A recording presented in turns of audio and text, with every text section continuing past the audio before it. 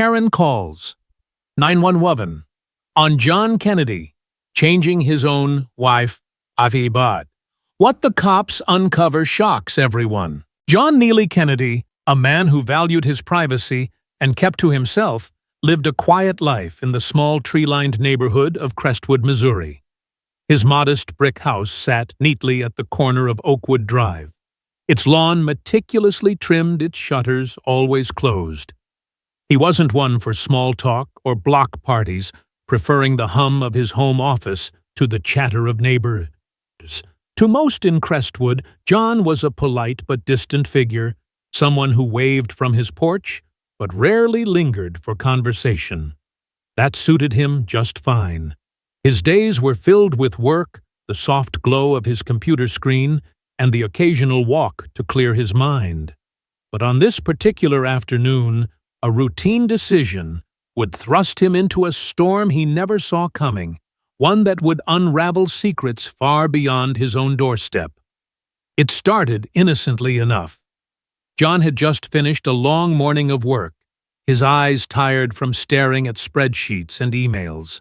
He leaned back in his chair, stretching his arms, and decided to take a break.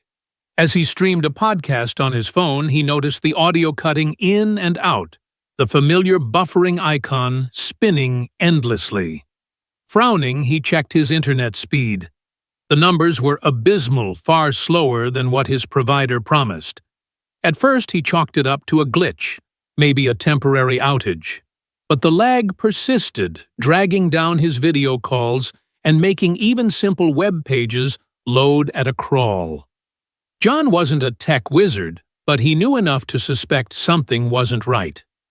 He opened his router's app on his phone, a sleek interface that listed all the devices connected to his Wi-Fi network.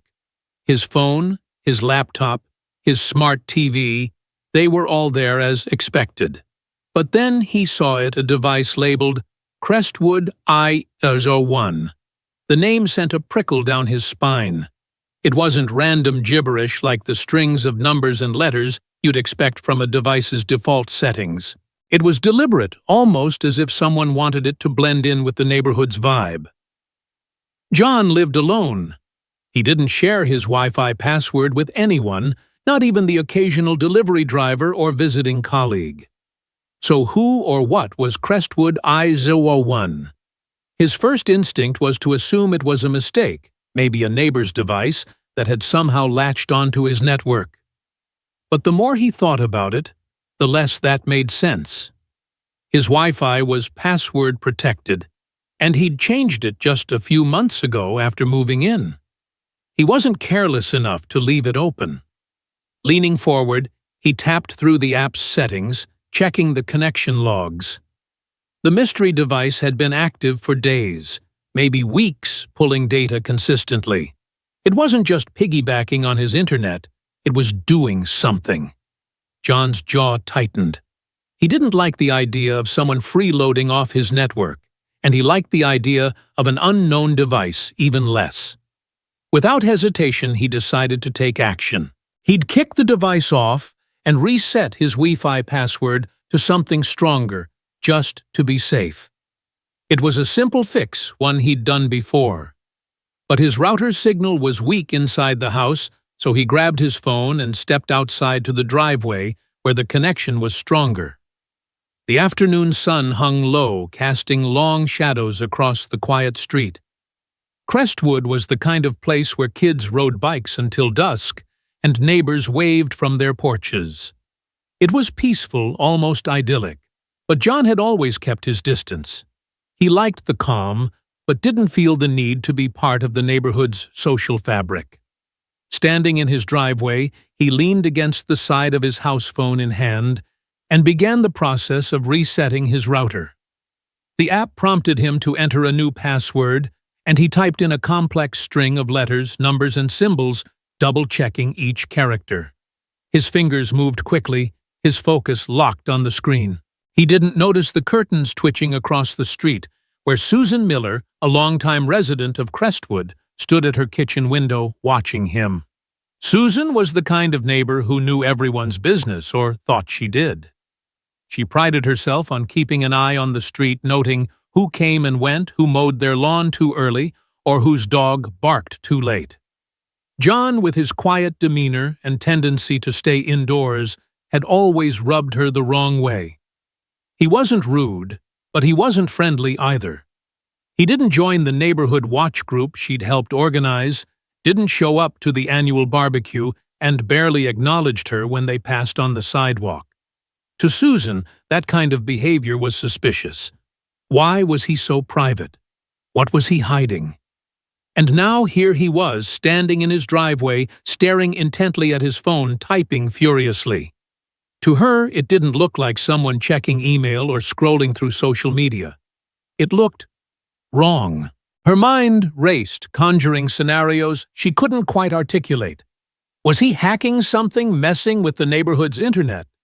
She didn't know much about technology, but she'd seen enough news stories about cybercrime to feel uneasy. Her gut told her John was up to no good, and Susan trusted her gut. She grabbed her phone from the counter, her hands trembling slightly with a mix of indignation and fear. She dialed 911. Her voice low but urgent as she spoke to the dispatcher. "Yes, I need to report something suspicious," she said, peering out the window to make sure John was still there. "My neighbor. He's outside doing something with his phone. I don't know what it is, but it looks off. Can you send someone to check it out?" The dispatcher asked for details. John's name, what exactly he was doing, whether she'd seen anything illegal. Susan faltered. She didn't have concrete answers, just a feeling. He's just standing there tapping on his phone, looking around like he's up to something. She insisted. "I don't trust him. He's always been strange." The dispatcher, trained to take all calls seriously, promised to send officers to investigate. Susan hung up, her heart pounding. She felt a strange mix of satisfaction and anxiety. She was doing her part to keep the neighborhood safe, wasn't she? But deep down, a small voice wondered if she'd overreacted. Meanwhile, John was oblivious to the drama unfolding across the street. He'd just finished setting the new password and was waiting for the router to reboot. The app showed the mystery device was no longer connected, which gave him a small sense of relief. But the unease lingered. Who had been using his Wi-Fi, and why? He glanced around the street, not because he was suspicious of anyone, but because he was starting to wonder if someone nearby was behind this. Crestwood was small, only a handful of houses on this block. If someone was tapping into his network, they had to be close. He shook his head, trying to push the thought away. Maybe it was just a fluke, a neighbor's kid messing around. He'd keep an eye on it, but for now, the problem was solved. Or so he thought. The sound of sirens broke the afternoon's quiet. At first, John barely noticed, assuming they were headed somewhere else. Crestwood wasn't exactly a hotbed of crime, but when he saw a police cruiser slow down and pull up in front of his house, his stomach dropped. Two officers stepped out. Detective Mark Thompson, a tall man with a stern jaw and a no-nonsense demeanor, and Officer Emily Hayes, shorter, but with a sharp gaze that missed nothing. John stayed where he was, phone still in hand, as they approached. His car was in the driveway, his name on the mailbox. There was no mistaking this was his house. Yet here they were walking toward him like he was a suspect in some crime he hadn't committed. Sir Thompson called out, his voice calm but firm. "We got a call about some suspicious activity. Mind telling us what you're doing out here?" John's brow furrowed. Suspicious activity. He was standing in his own driveway, for God's sake. "I'm changing my Wi-Fi password," he said, his tone even, but laced with confusion. He held up his phone, the router app still open. "My internet's been slow, and I found a device I didn't recognize on my network." Thompson exchanged a glance with Hayes, who stepped closer, her hand resting casually near her belt. "You live here?" she asked, her eyes scanning him, John almost laughed at the absurdity of the question. "Yeah," he said, crossing his arms. "I've lived here for years. This is my house." He gestured toward the mailbox, where Kennedy was clearly printed. Before either officer could respond, a voice cut through the air. "He's up to something." Susan Miller stood on her porch, arms folded, her face a mix of defiance and certainty. "He's always out here messing with that phone, looking around like he's watching people. Now he's standing there for 10 minutes just typing away." John turned, his eyes narrowing as he saw Susan. He'd barely spoken to her in all the time he'd lived here, yet here she was accusing him of— "What exactly I was on my router settings," he said flatly, addressing her directly. "Because someone I don't know has been using my Wi-Fi." Susan scoffed, unconvinced. "Oh, sure, that's what you say." Her tone dripped with skepticism, as if John's explanation was some elaborate cover story. Thompson held up a hand, his patience visibly thinning. "Ma'am, do you have any evidence Mr. Kennedy has done something illegal?" Susan hesitated, her confidence wavering. "Well, no," she admitted, "but it looks suspicious. I just think you should check." John clenched his jaw. He shouldn't have to prove his innocence in his own driveway, but he knew better than to escalate things. "Fine," he said, unlocking his phone and pulling up the router app. "Here, take a look." He handed the phone to Thompson, who leaned in, his eyes scanning the list of connected devices. John pointed to the screen. "That's the device I didn't recognize. Crestwood iZeus 1. It's not mine." Hayes stepped closer, her expression shifting from neutral to curious. "So you're saying someone's been using your Wi-Fi without permission?" John nodded. "That's exactly what I'm saying." Thompson's posture changed, his hand moving away from his belt. "Who owns that device?" he asked, his tone less accusatory now. John shook his head. "Not me. I live alone, and I don't share my password." Hayes glanced at Susan, who was still watching from her porch, her arms crossed tightly. "Ma'am," Hayes called out, "do you know anything about this device?" Susan blinked, caught off guard. "Me? No, I don't know anything about that." Her voice faltered, as if she suddenly realized the situation might be more complicated than she'd thought. John let out a slow breath, his frustration simmering. He hadn't asked for any of this: a nosy neighbor, a police visit, a mystery device on his network. But as he stood there, the officers studying his phone and Susan hovering on her porch, he felt the weight of something bigger. This wasn't just about a slow internet connection anymore. Someone had been on his network, and if they were bold enough to do that, what else were they capable of? The quiet afternoon in Crestwood was about to unravel, and John, whether he liked it or not, was at the center of it all. 2222. John Neely Kennedy stood in his driveway, the late afternoon sun casting a warm glow over Crestwood, Missouri, but the air felt heavy with tension. The police cruiser parked in front of his house hadn't moved, and Detective Mark Thompson was still holding John's phone, scrolling through the router app with a furrowed brow. Officer Emily Hayes stood nearby, her sharp eyes darting between John and Susan Miller, who lingered on her porch across the street, arms crossed and lips pursed.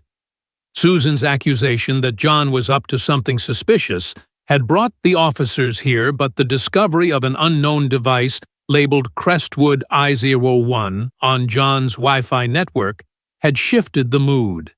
This wasn't just a petty neighbor dispute anymore. John's explanation that he was simply changing his Wi-Fi password to secure his network rang true, but the mystery device suggested something more sinister. As Thompson handed the phone back to John, his expression was no longer skeptical, but focused like a hunter picking up a trail. "Let's take this inside," Thompson said, his voice low but firm. "I want to see exactly what we're dealing with." John nodded, though his jaw tightened. He didn't like the idea of police in his home, especially when he'd done nothing wrong. But he also knew cooperation was the fastest way to clear his name. He led the officers toward his front door, his steps deliberate, trying to keep his frustration in check. Susan hesitated on her porch, her earlier confidence wavering. "Should I?" "Come too," she called out, her voice uncertain. Hayes glanced at her, then nodded.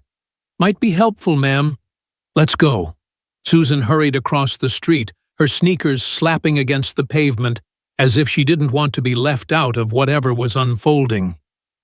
Inside John's house, the air was cool and quiet, a stark contrast to the growing unease outside. His living room was sparse but tidy, neutral furniture. A bookshelf with a few novels and history books, and a small desk where his laptop sat open. He placed his phone on the dining table and mirrored the router settings onto his laptop screen, the glow illuminating his face. The device list appeared, and there it was again. Crestwood I-01, still connected, still active. John's stomach churned. He'd kicked it off once, but it was back like a persistent shadow. "This is it," he said, pointing to the screen. "I don't know what it is, but it's been pulling data for days." Thompson leaned over the table, his eyes narrowing as he studied the logs. Hayes stood beside him, her posture alert, like she was ready to act on whatever came next. "Can you tell what kind of device it is?" Hayes asked, her tone professional, but edged with curiosity. John clicked through the settings, his fingers moving with practiced ease. "Not exactly," he admitted. "The router doesn't give specifics, just the name and some connection details." He opened the activity logs, scrolling through rows of data timestamps, data usage IP addresses. Then he froze. His breath caught as he noticed something in the logs that made his blood run cold. "Hold on," he said, his voice barely above a whisper. Thompson caught the shift in his tone. "What is it?" John's eyes were locked on the screen, his mind racing. "This device. It's been accessing my security cameras." He turned the laptop so the officers could see. The logs showed repeated access to the live feeds from the cameras mounted outside his house, one by the front door, another overlooking the backyard. The room went quiet, the weight of his words sinking in. Susan, standing awkwardly near the doorway, blinked, her face paling. "What do you mean, accessing your cameras?" she asked, her voice trembling. John didn't look at her, his focus still on the screen. "Someone's been watching my feeds," he said, his tone flat, but laced with anger. "The live streams from my security system.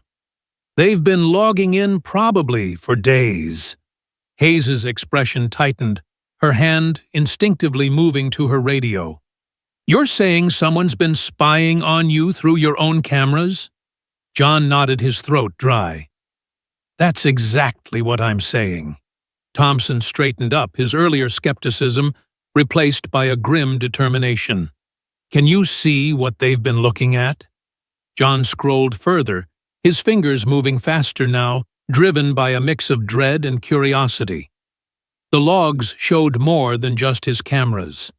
There were other IP addresses, other connections, all linked to the same mystery device. His heart sank as he realized the scope of it. "This is bad," he murmured almost to himself. Thompson leaned closer. "What do you mean?" John tapped the screen, highlighting a series of unfamiliar IP addresses. "These aren't just my cameras. These IPs, they're from other networks, other houses." He looked up, meeting Thompson's gaze. "Whoever this is, they're not just watching me. They're watching other people in the neighborhood." Susan gasped, her hand flying to her mouth. "Wait! What?" Her voice cracked, and she took a step back as if the words physically pushed her. "You're saying someone's been spying on all of us?" John turned to her, his eyes steady but cold. "That's what it looks like." He clicked another log, and a new window opened on his laptop, a grainy feed from a security camera. It wasn't his.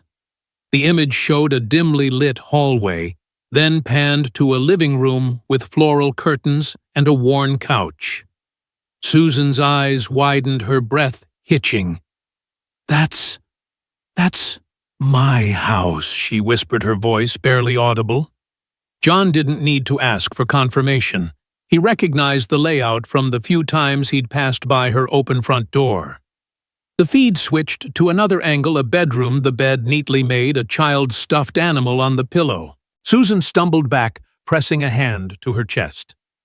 "Oh my God," she said, her voice breaking.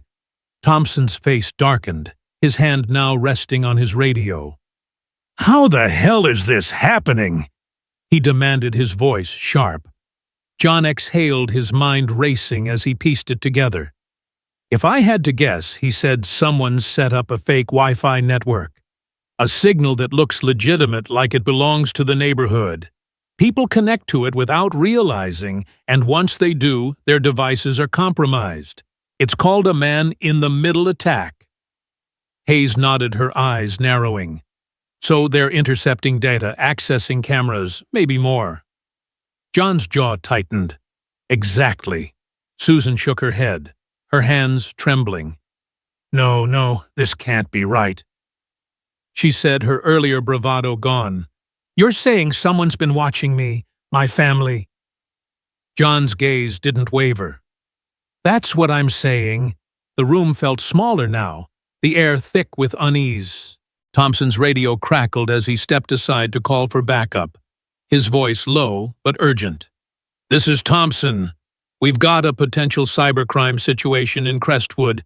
Need tech support out here ASAP." Hayes turned to John, her expression serious. "Can you trace where this data's being sent?" John was already on it, his fingers flying across the keyboard.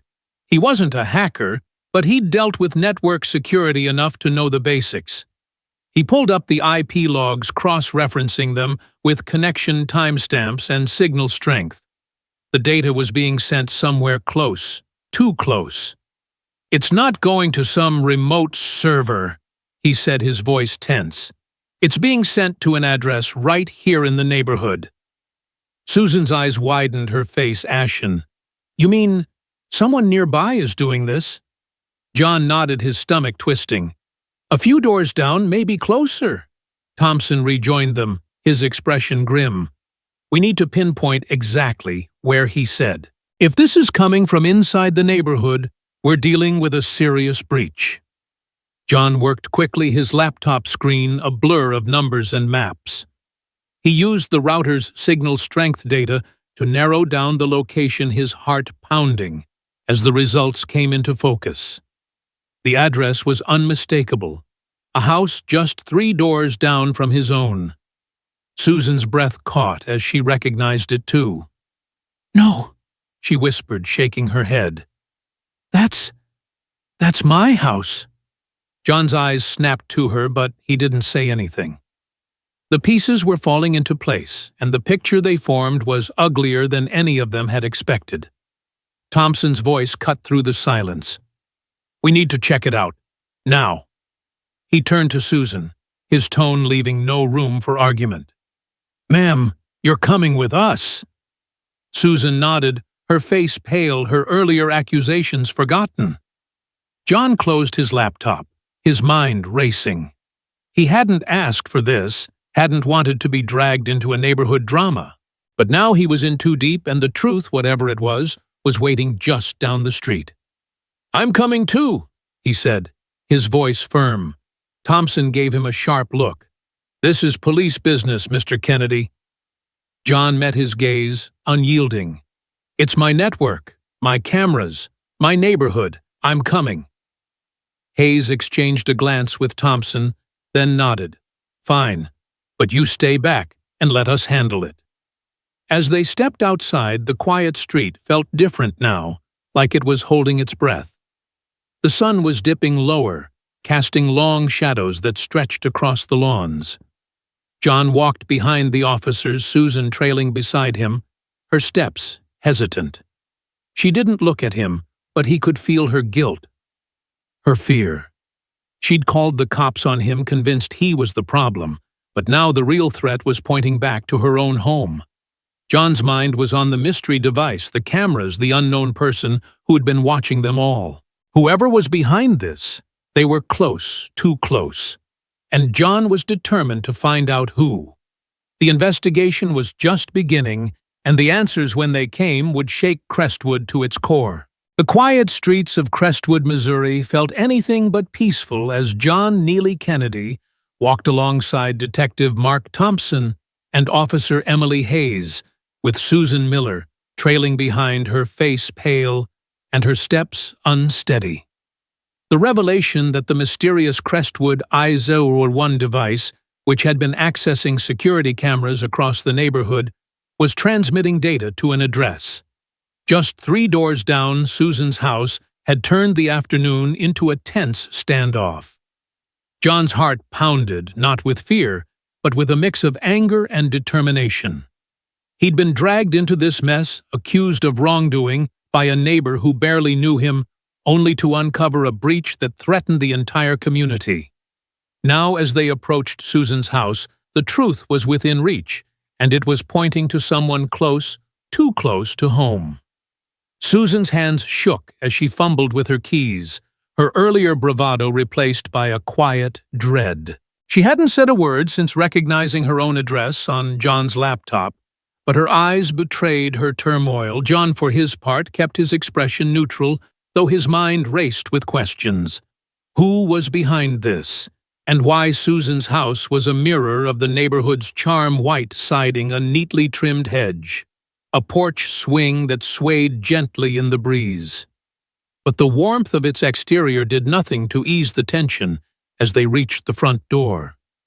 Thompson took the lead, his posture rigid, his hand resting near his radio. "Ma'am," he said, turning to Susan, "is anyone else home?" Susan swallowed hard, her voice barely above a whisper. "My nephew Ethan. He's 17. He's probably upstairs." Her eyes darted to the second-floor window, where a faint light glowed behind closed curtains. John caught the look, his stomach twisting. A teenager. It made sense, someone young tech-savvy, maybe reckless enough to think hacking a neighborhood's Wi-Fi was a game. But the scope of it, the cameras, the invasion of privacy, it felt like more than a prank. "Call him down," Hayes said, her tone calm but authoritative. Susan nodded, pushing the door open. "Ethan," she called, her voice cracking. "Can you come downstairs for a minute?" The house was silent, the kind of stillness that felt heavy, expectant. No response came. Thompson exchanged a glance with Hayes, then stepped inside, his boots echoing on the hardwood floor. "We're going up," he said, his voice leaving no room for argument. Susan hesitated, her hands twisting together, but she followed with John, bringing up the rear. He wasn't sure why he felt compelled to be here, but something told him he needed to see this through. He'd uncovered the breach after all.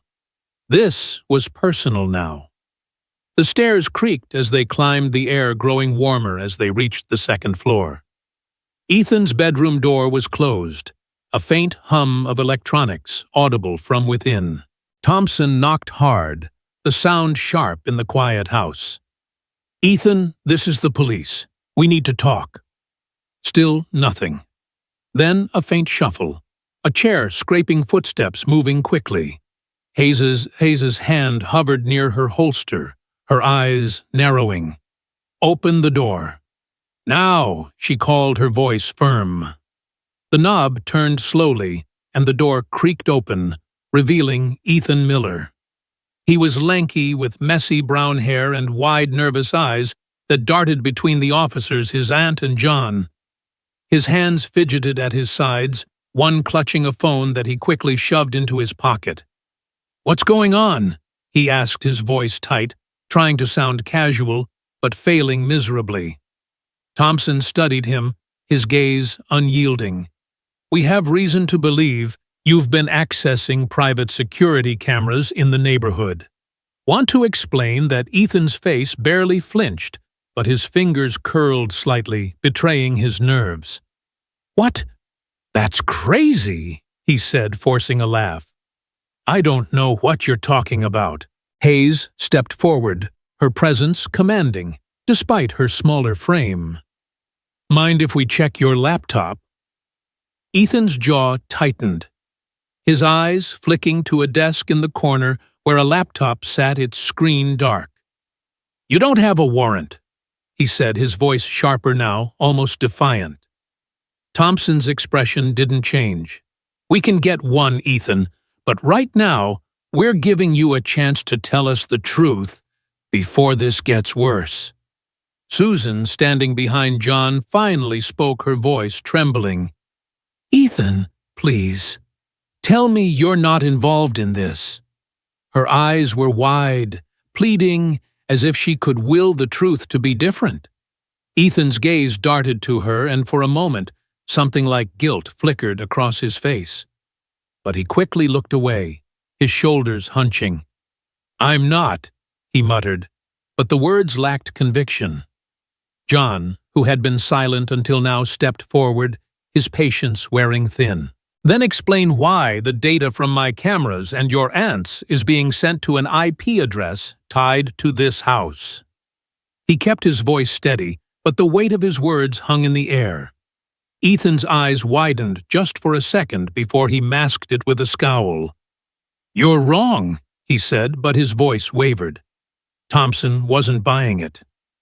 Show us the laptop, he said, his tone final. Ethan hesitated, his hands twitching, then slowly moved to the desk. He opened the laptop, the screen flickering to life. John caught a glimpse of Open Tab's network monitoring software, a command prompt, a list of IP addresses. It was damning even to someone who wasn't a tech expert. Hayes leaned in, her eyes scanning the screen. That's a network sniffer, she said, her voice low. You've been intercepting traffic, haven't you? Ethan didn't answer, his face pale. Susan's breath caught her hand, covering her mouth. Ethan, no, she whispered. The room felt smaller now, the air thick with tension. Ethan ran a hand through his hair, his composure cracking. Look, It wasn't supposed to be a big deal, he said, his voice low, almost pleading. It started as a joke. I wanted to see if I could get into someone's Wi-Fi mess with their settings, just for fun. John's eyes narrowed. Fun, he said, his voice cold. You were watching my cameras, my home, other people's homes. Ethan flinched, his gaze dropping to the floor. I didn't mean for it to go this far, he muttered. I saw the cameras in the network, and I got curious. Thompson's voice cut through, sharp and unyielding. Curious or obsessed, Ethan didn't answer his silence louder than any confession. Susan staggered back, leaning against the wall for support. Ethan, how could you? She said, her voice breaking. You were in my house, under my roof, and you did this. Ethan's eyes flicked to her, and for the first time, real regret crossed his face. I'm sorry, Aunt Susan, he said, his voice barely audible. I didn't think anyone would find out. John shook his head, his frustration boiling over. You didn't think you violated people's privacy, their homes. You think that's a game. Ethan's shoulders slumped, his defiance gone. He looked like what he was, a scared kid who'd gone too far. Hayes stepped forward, her hand on her radio. How many people have you been watching? She asked, her voice steady but firm. Ethan's voice was barely a whisper. I don't know. A few. Thompson's jaw tightened. We're going to need a full list, he said. And we're taking that laptop as evidence. Ethan didn't protest, as Hayes moved to unplug the device, her movements precise. Susan's face was ashen, her hands trembling as she watched her nephew. I trusted you, she said, her voice barely holding together. I took you in, and this is what you do." Ethan didn't look at her, his gaze fixed on the floor. Thompson turned to John, his expression grim but respectful. "Mr. Kennedy, you were right to catch this. We'll take it from here." John nodded, but his mind was still reeling. He'd been accused, scrutinized, dragged into a situation he hadn't asked for, all because he'd noticed a slow internet connection. And now the truth was out. Or at least part of it. Ethan was the culprit, a teenager whose curiosity had turned into a crime. But there were still questions. How far had this gone?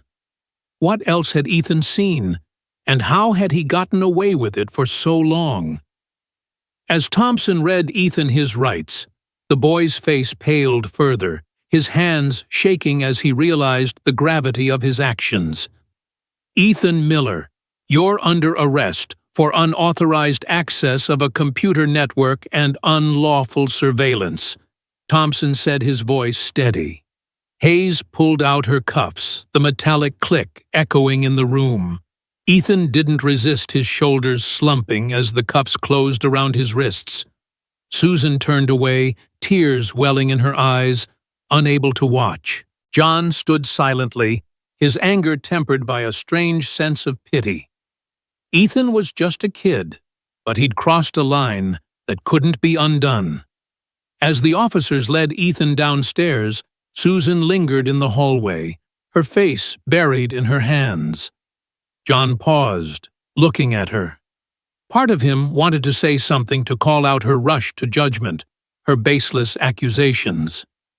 But he held back. She was already unraveling her guilt and shock written across her face.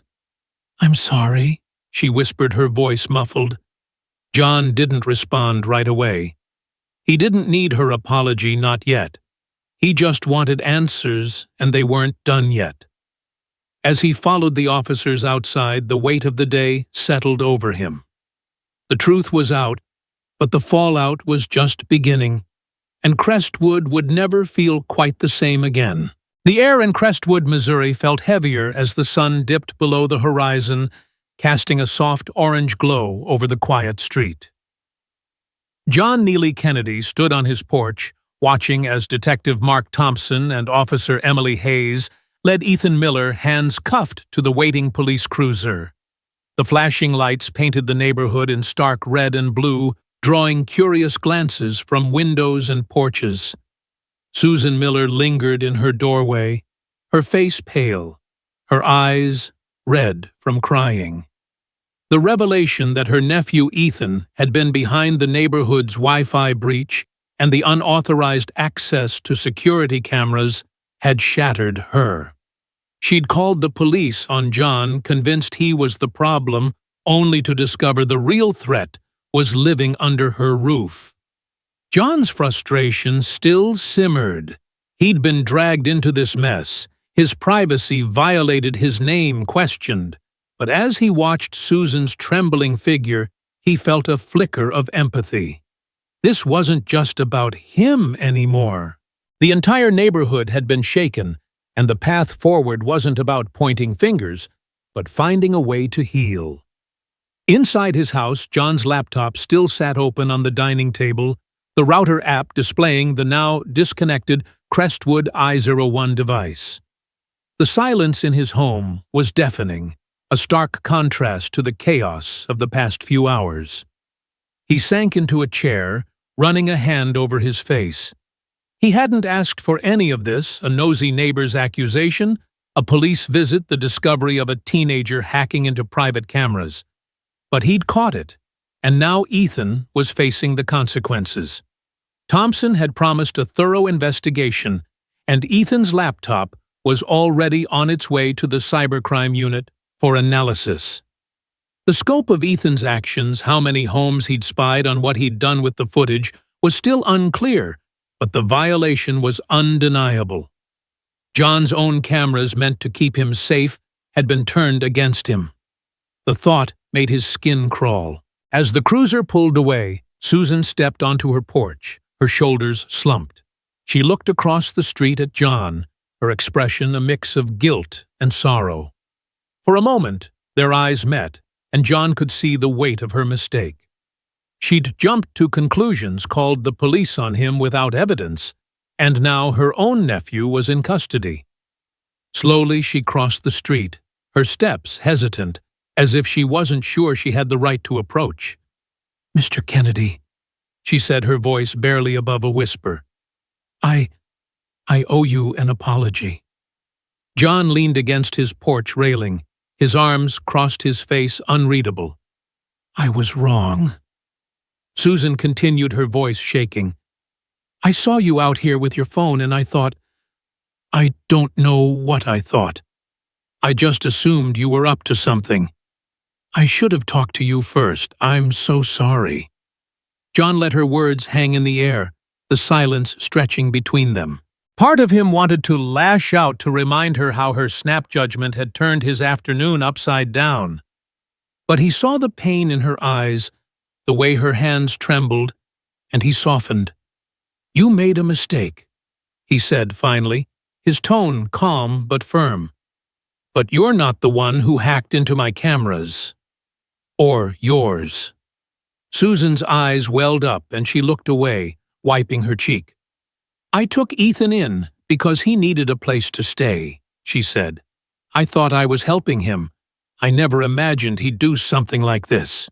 John nodded, his expression softening further. "Kids make mistakes," he said. "Big ones sometimes. But he's got to face the consequences now." Susan nodded, her lips trembling. I feel like I failed him. And I failed you too." John exhaled, his frustration easing. "You didn't fail me," he said. "You got scared and you acted on it. Next time, just knock on my door first." Susan managed a small, shaky smile, gratitude flickering in her eyes. "I will," she said. "I promise." She hesitated, then added, "What you did figuring this out, you probably saved a lot of us from something worse." John shrugged, uncomfortable with the praise. "I was just trying to fix my Wi-Fi," he said, a hint of a smile tugging at his lips. The next day, word of Ethan's arrest spread through Crestwood like wildfire. Neighbors gathered in small clusters, whispering about the breach, their faces a mix of shock and unease. John knew the community needed more than gossip. They needed answers and a way to move forward. He reached out to Thompson, offering to help organize a neighborhood meeting to address the incident. Thompson agreed, and by the following evening, the Crestwood Community Center was packed with residents, their chairs arranged in a semicircle. John stood at the front alongside Hayes, who'd volunteered to share safety tips. The room buzzed with nervous energy, but John's presence, calm, steady, unassuming, seemed to ground everyone. Hayes took the floor first, explaining the basics of the breach. "Ethan set up a fake Wi-Fi network," she said, her voice clear and authoritative. "It mimicked a legitimate signal, tricking devices into connecting. Once they did, he could access unsecured cameras and other data. This is called a man-in-the-middle attack." Murmurs rippled through the crowd, and Hayes raised a hand to quiet them. "The good news is we've shut it down. The bad news is it's a wake-up call. Your home networks, your cameras, they're only as secure as you make them." She handed out a list of tips. Change default passwords, use strong encryption like WPA3, disable remote camera access when not needed, and check router logs regularly. John watched as neighbors scribbled notes, their faces a mix of determination and worry. When it was John's turn to speak, he kept it simple. "I didn't want to be here," he admitted, his voice steady. "I'm a private person. I don't go to block parties or chat over the fence. But when I saw something wrong with my Wi-Fi, I checked it. That's all it took to catch this. If I hadn't, who knows how long it would have gone on." He paused, scanning the room. "We all live here together. We don't have to be best friends, but we've got to look out for each other. If you see something that worries you, don't assume the worst. Talk to your neighbor. Ask questions. That's how we keep this place safe." The room was quiet, his words sinking in. A woman in the back raised her hand. "What about Ethan? What's going to happen to him?" Hayes stepped in. "He's facing charges for unauthorized access and unlawful surveillance. It's serious, but he's young. The court will decide what's next." John added, "He made a mistake, but he's not a monster. He needs to learn from this, and we need to make sure no one else makes the same one." The crowd nodded, some whispering to each other, others looking at John with newfound respect. Susan, sitting in the front row, wiped her eyes, her guilt still raw, but tempered by a resolve to do better. As the meeting wrapped up, neighbors lingered, talking in small groups, exchanging phone numbers, and promising to check in more often. John stayed behind, helping stack chairs when Susan approached him again. "I'm going to make this right," she said, her voice stronger now. "I'm starting a neighborhood watch, not the kind that spies on people, but one that keeps us connected. Will you join?" John hesitated, his instinct to stay private warring with the realization that Crestwood needed him. "I'll think about it," he said, offering a small smile. Susan nodded, grateful for even that. Lessons learned. The meeting ended with a clear message. Assumptions can blind us to the truth, and in a connected world, protecting privacy is everyone's responsibility. John's experience showed that jumping to conclusions like Susan did can hurt innocent people and distract from real dangers. Instead, open communication and vigilance. Checking your own network, talking to neighbors builds a stronger community. The breach had exposed vulnerabilities, but it also brought Crestwood closer, reminding everyone that trust and accountability start at home. As John walked back to his house, the streetlights flickering on, he felt a quiet pride. He'd turned a personal violation into a chance for change, and Crestwood was better for it. The neighborhood would never be the same, but not because of Ethan's actions, because of what they'd learned. Don't judge without evidence. Secure your digital life. Talk to each other. Simple lessons, but powerful ones. And as John closed his front door, the hum of his router, a faint reminder of the day's chaos, he knew he'd done his part to make Crestwood a little wiser, a little stronger, and a little more like home.